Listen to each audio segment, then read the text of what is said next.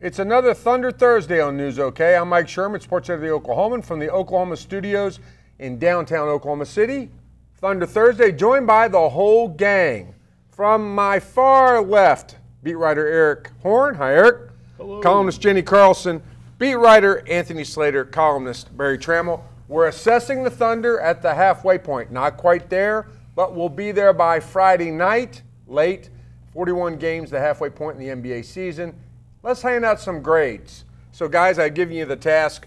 Pick a topic, pick a player, pick a coach, pick an issue, assign a grade. I kind of left it broad. Barry says too broad, but he does this every Saturday for college football season. So, Eric, I'm starting with you. Who you grading and what grade are you giving them? I'm going to start with Russell Westbrook, the man of the last 24 hours. But despite the technicals he picked up last night, I'm going to give Russell a solid B+ for his start to the season. We've all seen the great offensive explosions he's had this year. He's been among the league leaders in triple doubles. He's left a little wanting on the defensive end in terms of taking some gambles. But, I mean, when you look at the positives of his defense, he's leading the league in steals, or he's among the leaders in the league per game in steals. So Russell Westbrook, solid B+ to start off our grades. So the report card you sent home for Russell's parents, it's got a U for unsatisfactory on defense? Yes. Oh, most certainly. Yeah. His defense has been unsatisfactory. Down. Yeah. But, he leads the league in steals. You say that's a positive. I guess it is in some ways, but it might also be a negative. He's steal hunting, which can kind of screw up the rest of the defense. Anybody got any qualms with that grade? Anybody want to appeal to the dean's office for a higher mark? I think that's pretty solid. Yeah, I mean, the thing is, he's a top 5 player in the league, so. Bar's high. The bar is extremely high. Yeah, that's the thing. It's like if we're grading everyone across the league on the same plane, then nobody's really getting an A. Barry, you look Talking skeptical. about 4 players. nobody's getting an A. Steph Curry's getting an A. Skeptical. All he's got to do is stay with his man, and he'd be an A. Just stay All with he's your got to man. do is just stay with the NBA point guards. I mean, pretty easy Quit task. playing man-to-man. Quit playing zone defense when you're in a man-to-man. He's not playing zone defense. He's playing that 4th grade He's playing soccer box defense. and one. The other guy, he's playing one in a box. Everybody else is doing something, and he's doing something No, it's different. not box and one's like you're I guarding know a man. what a box and one is. Please. I should have let Barry have Russell Westbrook. I was going to say, it sounds like Barry has an issue with the B+. I'm saying he's it's playing too the high. 4th grade soccer where he's just chasing the ball. Can we? Well, yeah, no kidding. You're exactly right. Can we give That's grades? boxing one. Can we No, just all boxing give one grades to is- the same guy? Can we all just give grades to the same guy? Let's do Russell Westbrook. We might have to do again. Russell I can Westbrook. have first. these- I don't know You what might you have to guys give are going to Westbrook grade. I can have these debates about anyone. Who you going with? You know what? I think I'll go ahead and go with Kevin Durant. I know, it's obvious, but so is pretty much everybody we're probably going to pick here. I think Durant has been, he's borderline AB, and I was really trying to figure out what I want to go with. But I think defensively, if we're talking about how Westbrook's defense brings him down, I think Durant's been really good defensively, guys. And, he had the injury, and I think really just the time off is probably the one thing that is keeping me from saying for sure A for Kevin Durant. But coming back from a big injury from last year, we still see him able to take over games. And again, I'll go back to the defense. His defense has been really, really solid for this team. And, you can't always say that about those perimeter guys. Yes, specifically in the small ball lineups. He can switch out on guys. He allows them to do stuff, and then he's been good in the post. We see him against Al Horford. When they played Memphis, Marcus Gasol, Zach Randolph. He's a pretty good defender. All right, Provost, what do you say? I'd give Durant an A. I think he sometimes gets bored, loses concentration on offense, Weird. not on Yeah, defense. lately. Just throwing the ball away for no good reason. But in all, he's played fantastic. Well, and I'm giving him excused absences. It's not like he was playing hooky. Yeah. So, Well, that's true. So the games he missed plus the defensive effort. The best defense, can we say this? This is the best defense we've seen Kevin Durant play since Absolutely. the Lakers series when he was challenged to guard Kobe Bryant 2010. Yeah, it's been good. Fair? Yeah. Who you grading, Anthony? And what are you giving him? Bench. The entire bench, D+. And it wouldn't be that high, but Cameron Payne now plays on the bench, and he's a pretty good player. But, overall, remember coming in the season how deep this team is going to be, all these weapons they have off the bench. Ennis Kanter's making $17 million. He's coming off the bench. Deion Waiters is 23. He has all these skills. They're one of the worst benches of a contender, maybe if you go league-wide, that we've seen this season. In the plus-minus, the on-court, off-court shows that. And I also don't think Billy Donovan's used them quite correctly, especially early in the season. Playing them all together at sometimes, I think there should be some mixing and matching. But I think Cameron Payne does provide a little light, actually a lot of light from what we've seen. He's probably their best wing off the bench at this point. But overall, D in the first half. Eric, I'll channel my inner Darnell Mayberry on this. Could they fix the bench grade? Could bring it up 2 letter grades if they would just play Mitch McGary. And that's why I was going to give him a C on upside. I mean, you can write at the bottom of the report card room for improvement because you haven't really seen anything from Mitch McGary yet. I mean, he had his D-League stint where he volunteered to go down there and agreed with the team that he needed more time. So I think you could see in the second half kind of a similar rise to what Cameron Payne has experienced in the past few weeks in that he gradually got that time and all of a sudden he buried a guy. DJ Augustine got buried in these past few games by Cameron Payne because he played so well when he got that opportunity. You could see the same thing for a guy like Nick Collison. Now that is if Mitch McGary wants to play some defense. Yeah. My problem with the bench, and you're right, but you know you're talking about Cam Payne and Mitch McGary, 2 young guys. Where are the veterans on this bench? Where, you know, you mentioned Waiters. Where's Waiters? Where's Morrow? Where are these guys that you expect to be solid to potentially on some nights spectacular off the bench? Where are they in this whole equation? They've just really gotten 0 in terms of consistency from those guys. That's been strange to me. Waiters, I think, has been the biggest issue. It's a fundamentally flawed bench in that back when DJ Augustine was part of it, they had 3 guys that couldn't guard a statue with Cantor, with Augustine, with Anthony Morrow. Cam Payne's helped that a little. He's going to help it more because he's going to get better and better on defense. But when you've got Cantor and Morrow out there together, you're hard-pressed to stop anybody. Yeah. So even if they play well on offense, which they have from time to time, they're still getting outscored because they can't stop anybody. Yeah. I got an idea. Fix the bench by putting Robertson on the bench. Where do you start? Take your pick. Morrow, Your Waiters. defense gets better here's the deal. if Andre Robertson plays. If they're going to have the bench the way they have, Anthony Morrow might need to start because if you'll notice, Morrow's not getting any shots even with the bench. Other teams are saying, somebody get on him and don't worry about anything else. Just glue defense. Just stay right on him. Think about the game Durant missed recently. He had missed one game with his sprain toe. Morrow comes in with the starters with Westbrook. I think he had 19, 20 points, hit a bunch of shots. That is a potential option, but the problem is all their metrics and numbers show that they love their starting lineup. I'd hate to mess with that because Robertson's working well with the starters. The metrics, one metric I saw ranks that as the best lineup in the NBA. Well, I mean, I sent that to you guys. The Warriors' death lineup I'd take against that because it's just what Robertson kind of takes away offensively. But he scored 9 points in the first quarter last night. I'll have you know. Yeah, I probably could have got 9 or 10 against that Mavs lineup. Easy. Here we go with this again. You got to keep your shirt on in the NBA. Barry, what's your grade? Not after you get tossed. Or you will take it off. You will get tossed. JJ might have instigated some stuff. Back to the grades. Grades. I'm going to go with Steven Adams and be Penelope positive. Steven Adams is an A. I think he's played fantastic. He's developed into a solid NBA center. He's a defensive guy, and his offense is getting better. I love how his demeanor. I love everything about Steven Adams. Anthony's heart just skipped a beat. He's making foul shots. He is making foul shots. I know that. That's why you gave him an A. The offensive game is the thing with him that I thought it would evolve, but it's taken a dramatic jump. That's the thing. I thought we might see this kind of offense out of him in, another year and a half. Here it is. He's just made such a big stride. It's really impressive. He needs to shoot more, be more confident, be more aggressive. He goes 3 for 3 in the first quarter. He scores 8 points against, Minnesota, I believe, in the first quarter. Didn't take another shot, didn't score another point. I think he needs to trust himself and know the player he has become. I still think he kind of views himself as this rookie that's such a secondary piece to this whole thing.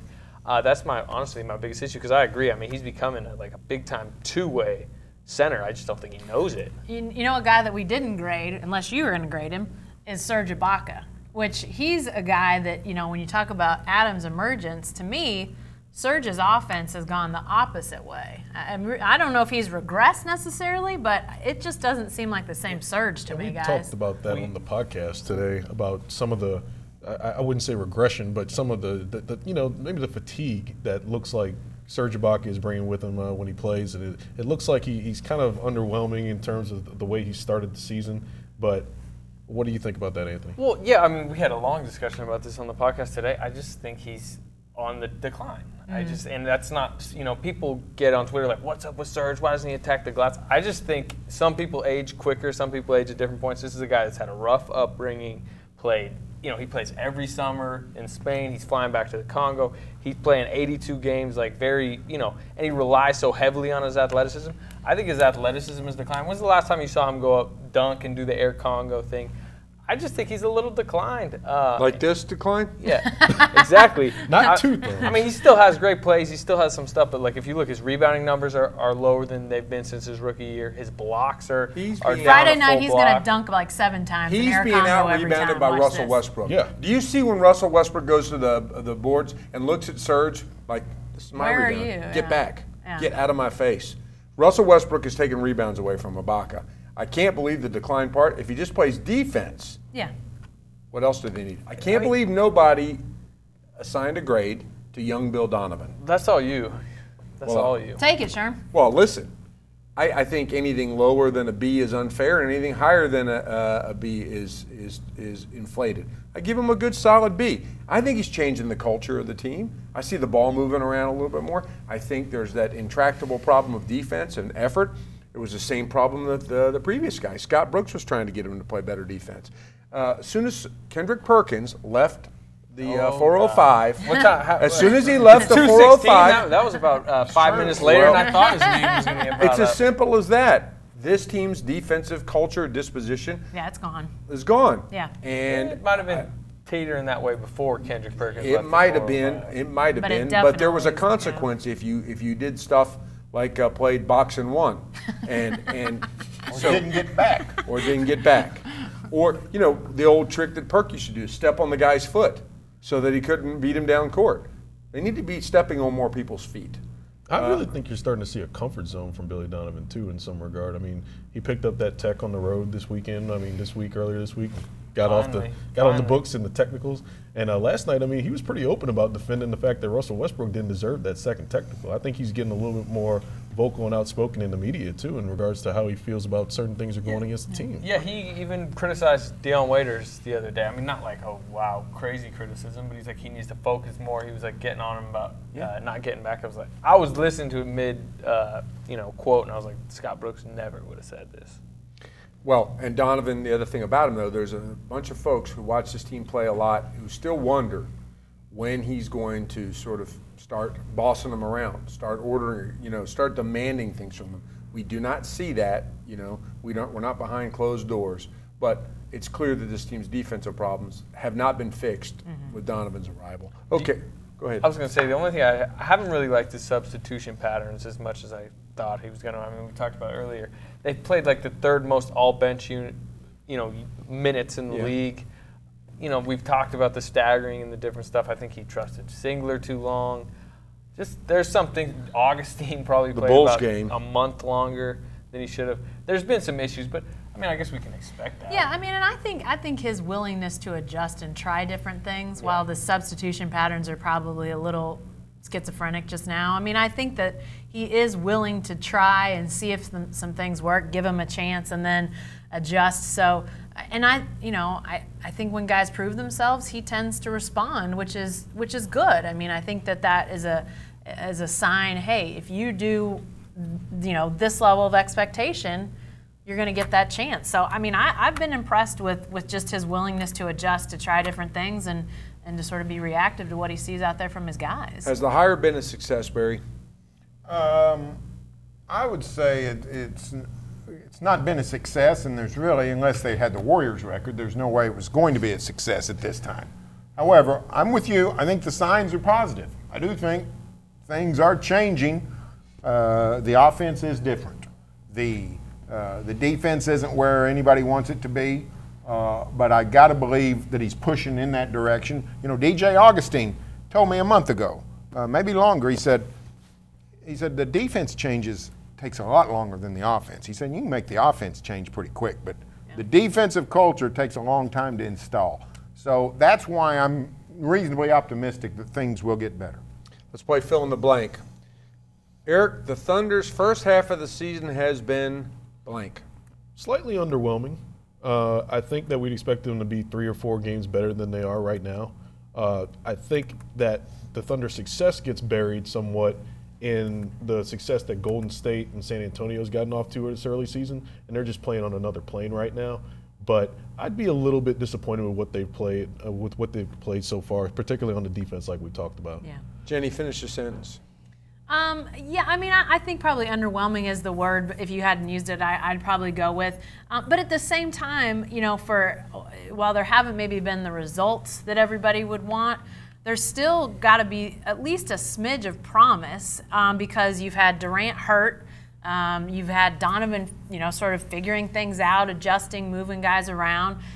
You know, so I think that while, you know, there's obviously some signs that you want to see these guys get fixed before the playoffs get too much closer. I mean, the fact that they're still, 28 and 12? Or if they win tomorrow, they'll be on a 58-win pace halfway through. I mean, yeah, you're right. We get skewed because of those other guys, but when you think about sort of all the things that they've played through to be on the cusp of, you know, being on a almost 60-win pace, there's some promise in that, guys. Anthony, the Thunder's first half has been panicky. People both ways. I just feel like there's just been kind of panic after 2 losses, panic after 3 wins. They're back. It's been a little like roller coaster, and I just think the fans they already did it because they kind of have that college football mentality of 1 loss is like so big. But I just think it's been just magnified this season because of what the season means, the new coach and everything. It's just the reactions outside the Thunder. It's just been like manic. Yeah, it's both ways. I mean, they'll win 3. Like they could win the next 3 games impressively, and people will like, oh, they figured it out. Here we go, bring on the Warriors, and it's just like, and then 2 straight bad performances, and it's like, who can we trade for? We got to trade. Barry, how are you finishing that sentence? I'm going to say the Thunder season has been overshadowed. Eric the Red hit it. This team is on a pace to win 57 games right now. That pace is going to go up probably in the next couple of games. I don't know, maybe one of us picked the Thunder to win in the 60s. Darnell. I was in the high 50s. Yeah, I went right around. So, I mean, I think I said 58. So, I mean, they're playing on the level most people thought they would. But Golden State and San Antonio have been so dominant and so impressive that you look at them and you think, well, the Thunder can't get to that level this season. And that's when the panic sets in, and that's when the despair sets in. So the Thunder could get really good. They could win a ton of games in the last half. They could go to the Western Conference semifinals and play great, and they might not survive because there's 2 what appears to be historically great teams that they're competing with. So some of this is out of their hands. If you run into Sandy Koufax in 1965, let me tell you what, you're not going to score no matter how good of a hitter you are. The Thunder's got to hope that they get on a high level come playoff time and are able to match the Spurs and the Warriors, but even playing at a high level doesn't mean they can do it. Anthony, Russell Westbrook's technical fouls are funny. I enjoy not even his technicals, even the ones he borders on technicals and doesn't get. We sit courtside. He's just fun to watch. Last night, you know, people kind of made a bigger deal about the, you know, he said recently, I'm done getting technicals, and then last night he gets 2. But the thing is, like, he says he's done arguing with the refs, which he's not really. He has toned it down. Even after the 2 last night, he's on pace to get 12, which is better. Last season, he almost. That is an improvement. In a lot. Remember, he missed like however many games, 20 games last year, and he still got 17, although 2 were rescinded. So he's been better. But there's no way, it doesn't matter how many times he's trying to cool himself. If J.J. Barea doing stuff, he can't contain himself. Hold off on J.J. Yeah, there's a difference between griping at a ref and then some sort of heat of the moment scuffle with an opponent. So I'm not going to put that on Russell. Yeah. He needs to, he needs to control himself because he doesn't need to be getting kicked out of games. But that's different than arguing with the refs. And he especially needs to not argue with refs when the ball's still in play. Well, that would help. Yeah. You know, if he gets called for a foul and he doesn't like the foul, okay, you know, they have a pretty good rapport. Especially Westbrook's become such a respected veteran within the league that refs kind of give him a longer leash and they'll talk to him because he's a captain. But the ones that can't happen is when he's driving and he thinks he gets fouled and then the ball's going back the other way and he's, Danny, come on, Danny. It's like, dude, how about you worry about, Chris Paul, not Danny. Yeah, get back. And that was the instance last night. Westbrook's pledge back in December when he said the technicals, when he said he was cutting back on the technical stuff, was the arguing more so than cutting back on technical. He said he was going to quit arguing. He looked at some of the technicals he had in the past, in last season, and he said that he was going to cut back on the arguing because there's no use in doing it. And last night he didn't necessarily argue the calls that went against that he didn't argue any calls, but he got technicals as a result of the play, the shaking off J.J. Barea or some of the expletives he said after, like, get off me, man, get the bleep off of me. I mean, that's what caused the technical, not so much the arguing after the play. So I actually think he handled last night pretty well, considering. He shouldn't have got tossed. No, he the just second kinda, one was like reactionary, but then at the same time he got tossed. It was like, okay, cool, we can see Payne more because they were up 25. Yeah. Not He walked straight He off. just walked straight off Yeah. the court after he got tossed. He was. didn't I throw a feel like fit. he was like, all right, cool. I probably need That's some what I rest asked you. I said, anyways. was he just looking for He an just early kind exit? of walked off like, oh, I'm chilling. Jenny, you got a word for Russell Westbrook's technical that hadn't been. I don't know if I can concentrate after AC's Danny. That was his Russell Westbrook impersonation right there. That's pretty good. I don't know. I think Russell Westbrook is, I think his technicals are always going to be a part of his game. I mean, he's a passionate, fiery player who, if he gets tangled up with somebody or somebody gets tangled up with him, he's gonna have technicals like we saw him have against the Mavericks. I don't think that that's going to change anytime soon. I don't see him sort of toning down that fire. So I think it's still going to happen. I wouldn't be surprised to see the number continue to fall because I do think he's probably matured somewhat in terms of when he argues, how he argues, what he says. But as long as he's fiery, I don't see the technicals aren't going away. Yeah, and one thing with him, if you look throughout his career, like, he's fiery, but he's not like psychotic. He's not Ron Artest going to throw a punch or go in the crowd. Or remember Hassan Whiteside last year? He got fouled hard and he like WWE'd Alex Len into the crowd. Like Russ, I don't think he's ever thrown a punch. Like Except he's hit a chair a couple times. He'll hit a chair, but like he doesn't do anything that's like suspension work. In other words, what you seem to be saying, he's really under control. In a sense, yeah, he knows his limit. I think. Like he was never going to rear back and punch J.J. Barea last night. That was never going to happen. Because if he did, then he's not playing the next 3 games when he's needed. Or 15. Yeah. There have been instances this year where we thought he was going to go off, and Anthony and I were sitting there courtside. We're like, oh, man, this is going to happen. And we'll just kind of see him just kind of control himself. And he might walk up to the ref and say something, but he's not. He doesn't go off or anything. Yeah. I think he's been actually under control this year. Yeah, he's not Charlie Villanueva coming in last night. Wasn't in the I'll choke scuffle. you. I'll choke you. I'll choke you. You get a chokehold and you get a chokehold. So, I mean, just keep it under 16. Don't get tossed in a big game and get back on defense. Who thought we'd say it? Russell Westbrook under control. His shot selection's gotten better.